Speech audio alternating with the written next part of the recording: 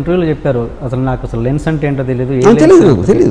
తెలియదు నాకు లెన్సులు తెలీదు. నాకు టెక్నికల్ ఆస్పెక్ట్ నాకు మంచి టెక్నీషియన్ అంటారు కానీ టెక్నాలజీ గురించి నాకన్నా తక్కువ చేసిన ఎవరు. మరి ఎలా మీకున్న సెన్స్ ఏంటి? కంపోజిషన్ అంతే. నేను ఇలా చూస్తా, ఇది నాది, this is the light I want, నాకు ఇది కావాలి. అనగనగా ఒకరోజు సినిమాకి నేను గోపాల్ రెడ్డి అసిస్టెంట్ రసూల్, అప్పుడు రసూల్ని పిలిచి చేయమంటే రసూల్కి ఏదో నాగార్జున సినిమా ఏదో అప్పుడు ఆ డేట్స్ క్లాష్ అవుతున్నాయి. అప్పుడు సరే ఆ తర్వాత ఒక still photographer, continuous still photographer పనిచేసి ఉన్నాడు. ఆడొచ్చి నన్ను కలవడానికి, నువ్వు చేస్తావా కెమెరా అన్న అంటే నేనే సార్ మీకంతా కెమెరా ఉంది, ఫోకస్ పెడితే వస్తుంది, లైట్ బాగుందా లేదా కంటితో చూస్తే తెలుస్తుంది, అంతకని ఏంటి కెమెరా అన్న అంటే ట్రై చేస్తాను సార్ అన్నాడు. ఆయన పెట్టి తీసింది సినిమా అనగనగా ఒకరోజు. స్టిల్ ఫోటోగ్రాఫర్ మొత్తం ఆయన పెట్టి తీసేస్తే వంశీలందరికీ టెన్షన్. సార్ ఒకసారి రెస్ట్ చూద్దామని. రెస్ట్ ఏంటి, మనం తీసేది కదా వచ్చింది అక్కడ ఒకటి. రెండోది ఫోకస్ ఫోకస్ పుల్ పెడుతున్నాడు.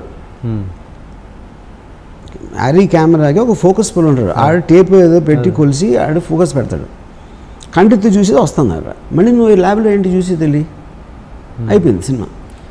అంటే ఏముంది ఫోటోగ్రఫీ అని చెప్పారు. ఫోటోగ్రఫీ బాగుందా, ఊర్మిళ అందంగా ఉందా, అది కూడా తెలియదు డిఫరెన్స్. ఫోటోగ్రఫీ అనేది ఒక సమ్ టోటల్ ఎఫెక్ట్ ఉంటుంది. మీకు లొకేషను, అమ్మాయి ఎలా ఉంది లేకపోతే అబ్బాయి ఎలా ఉన్నాడు, వాళ్ళ మేకప్, కాస్ట్యూము, ఆర్ట్ డైరెక్షన్, ఇలాంటి రకరకాల ఇమేజెస్ అన్నీ కలిపి రికార్డ్ అవుతాయి కెమెరాలో. మీకు ఇమేజ్ నచ్చినప్పుడు ఫోటోగ్రఫీ కెమెరామెన్ ఏం చేస్తున్నా ఎట తెలుస్తుంది ఎవరికైనా అసలు. సో బేసిక్ డిఓపి అనేది ఒక బిగ్ మిత్. అది డైరెక్ట్గా సినిమాటోగ్రఫీ అంతకన్నా పెద్ద లై అనేది లేదు అసలు ఇండస్ట్రీలో. సో లైటింగ్ సెన్స్ అంటే ఏముండదు, మీ కళ్ళే సెన్స్ అని, మీకు చూడటానికి బాగుందా లేదా అనేది సెన్స్, ఇంకే అంతగానే ఉంది. అంటే మన కెమెరా లేదు కనబడ్డదు అదేంటి అంతే. అప్పుడు అట్లీస్ట్ ఫిల్మ్లో చేసినప్పుడు అది తెలియదుగా, తెలీదు. ఎలా తెలుసు అది చెప్తున్నా. ఇప్పుడు ఫర్ ఎగ్జాంపుల్ ఇదే సినిమా ఉంది, గోపాల్ రెడ్డి అంతకుముందు అన్ని సినిమాలు తీశారు ఆయన. శివ ఫోటోగ్రఫీ ఎందుకు డిఫరెంట్గా ఉందంటే నేను చూసే విధంగా తీసారు, అంతకనే లేదు అక్కడ. నాకు తెలుసు ఆ కెమెరాస్, నేను ఎప్పుడు షూటింగ్ సెట్లోకి రాకుండా గోపాల్ రెడ్డి స్టైల్ అంతా ఎలా మారుస్తాను నేను, ఎందుకంటే నాకు క్లారిటీ ఉంది కాబట్టి. నాకు నాగార్జున ఫేస్ మీద ఒక షాడో కావాలి, ఇలా వచ్చినప్పుడు ఒక లైట్ పడాలి, ఇలాంటివి నేను చెప్తున్నా. ఏది కామన్ సెన్స్తో, అంతేగాని బ్యాక్ లైట్ బెటరా, ఫ్రంట్ లైట్ బెటరా, లేకపోతే ఎక్కడ ఫిల్లర్ చేయాలి, ఏం గ్రేట్ ఫిల్టర్ వేయాలని నేను చెప్పలా. నాకంటే ఏం కనిపించిందో అదే వచ్చింది సినిమాలో. ఓకే, అంత సీనియర్ కెమెరామెన్తో మీరు వర్క్ చేసిన ఫస్ట్ టైం, మీరు ఫస్ట్ డైరెక్టర్ అప్పుడు ఏమన్నా మరి ఆయన థాట్స్కి మీకు క్లాషెస్ వచ్చాయా? ఎందుకంటే నేను అంత క్లియర్గా చెప్పగలిగాను నేను.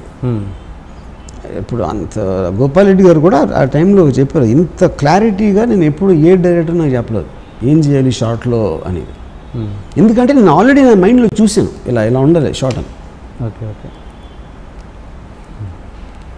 అండ్ శివ పాటలో తేజ గారి పాట చాలా ఉందని నాకు నిజమేనా? పార్ట్ మీన్స్ అదే కొంచెం అంటే ఒకసారి మీటింగ్లో తేజను నా తర్వాత శివాకి వరకైనా పేరు రావాలంటే తేజాకి కూడా చెప్పారంట, నిజమేనా? ఇప్పుడు పార్ట్ అంటే తేజ నేను చాలా క్లోజ్గా తిరిగేవాడు. శివ మేకింగ్ ముందు ఇద్దరం చాలా క్లోజ్గా తిరిగేవాడు.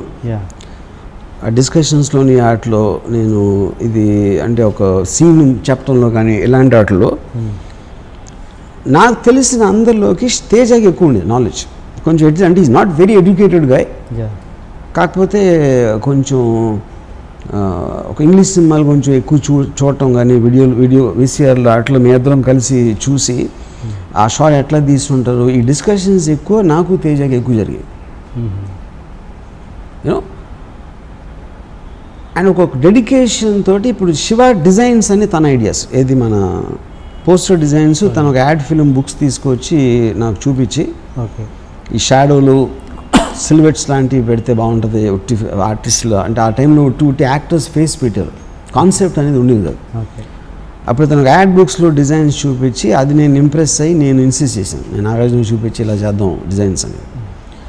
తో క్రియేటివ్గా నాకు చాలా I mean he use to give me lot of feedback.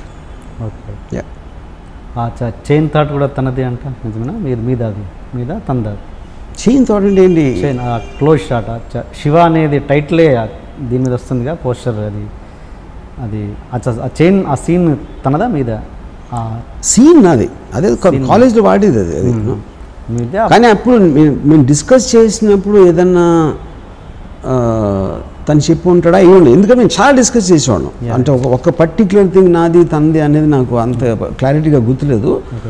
But lots of things we use to discuss. అందులో తను చెప్పింది ఏంటి, నేను చెప్పింది పోస్టర్ ఉన్నది శివ చైన్ ఉంటేనే శివ పేరు వేయకుండా చైన్ వేసారు. అదే అదే చెప్పాను కదా ఇప్పుడు, అదే చెప్తున్నా. శివ పోస్టర్లో చైన్ అనేది ఇంపార్టెన్స్ ఇవ్వటం అనేది అది తేజ ఐడియా, అది చెప్పాను కదా.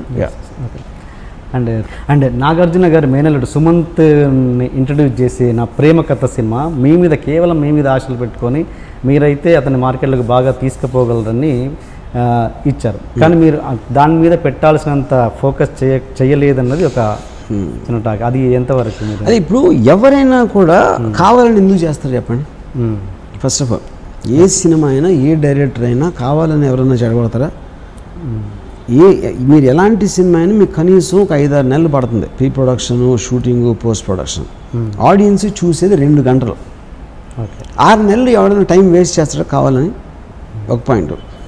ప్రేమ కథ ఇమ్మీడియట్లీ సత్య తర్వాత, సత్య సినిమా రిలీజ్ అయిన 2-3 నెలలకు స్టార్ట్ అయింది cinema, something like that, you know. అప్పుడు నాగార్జున ఇది బ్రోచ్ చేసినప్పుడు నాకు లవ్ స్టోరీ అనేది నా నుంచి ఒక ఊర్లో ఒక మామూలు లవ్ స్టోరీ ఎక్స్పెక్ట్ చేస్తారా లేదా అని నాగార్జునకి చెప్పాను. కథ మాత్రం నువ్వు ఓకే చేయను నాకు, ఎందుకంటే నా సెన్సిబిలిటీ కాదు అలాంటి సినిమా. నేను ఎంతసేపు రాత్రి శివ ఒక అడ్వెంచరు, ఒక యాక్షన్, ఎంటర్టైనర్ అట్లా అనుకుంటాను, కానీ ఒక మామూలు లవ్ స్టోరీ అనేది నేను అసలు ఆలోచన ఎప్పుడు, యూనో. అది so everything was discussed and all that. అది చేసాం. అది అప్పుడు నేను ఒక స్టోరీలో ఫెయిల్ అయిందా, నా డైరెక్షన్లో కుడ్ డూ ఇట్ అనేది. కానీ నేను కేర్లెస్గా చేయటం అనేది మాత్రం అది కరెక్ట్ కాదు. అన్ని సినిమాల్లాగే దీనికి మనసు. ఓకే. కానీ ఇంతకుముందు నాకు చెప్పారు వినోద్ బాలా మీకు గుర్తులేరు, ఇంద్రకంటి మోహన్ కృష్ణ మీకు గుర్తులేరు, బట్ తేజ రిలేషన్ మీకు ఎలా గుర్తుండిపోయింది? ఎక్కువ జర్నీ చాలా ఎక్కువ నాది తేజది. అన్ని తొందరగా మర్చిపోతాను. తేజ నేను చాలా క్లోజ్, అదే చెప్తున్నాను కదా. తేజ నేను ఆల్మోస్ట్ నాకు ఇయర్స్ గుర్తులేదు, నాకు తెలిసి ఒక 4-5 years we would have been very very close. ఇంకోటి ఏంటి, మీకు ఇంపాక్ట్ తేజకి నాకు జరిగిన డిస్కషన్స్ కానీ పర్సనల్ లెవెల్లో, ప్రొఫెషనల్ లెవెల్లో అనేది ఒక ఇన్సిడెంట్లు అనేది ఎక్కువ ఉంటాయి, కానీ వేరే వాళ్ళతో నాకు ఉండదు. సి మీకు మెమరీ ఎప్పుడు కూడా మీకు జరిగిన ఇంపాక్ట్ బట్టి ఉంటుంది మెమరీ. అండ్ సో అలాంటప్పుడు ఆబ్వియస్లీ మీరు ఒక దేవుడు ఆస్పెక్ట్, సోషల్ ఆస్పెక్ట్లో ఇప్పుడు కంట్రీ, దేశభక్తి. నాకు దేశభక్తి లేదు. నా పక్కింటోడు అంటే నాకు ఇష్టం ఉండదు. ఇంక దేశం అంటే ఏంటి ఇష్టం? సో నాకు I know the aspect of it. దానివల్ల నేను అట్లా మాట్లాడతాను. తెలియకుండా ఊరికనే ఒక ప్రోగ్రామ్డ్ రోబోస్ లాగా ఇలా అయితే ఇక్కడ దండం పెట్టాలి, అక్కడ నమస్కారం పెట్టాలి, ఇక్కడేమో అదేంటి జనగణమన వస్తే లేచి నుంచోవాలి అనే ఒక ప్రోగ్రామ్డ్ షీప్ మెంటాలిటీ నేను అసలు కేర్ చేయను.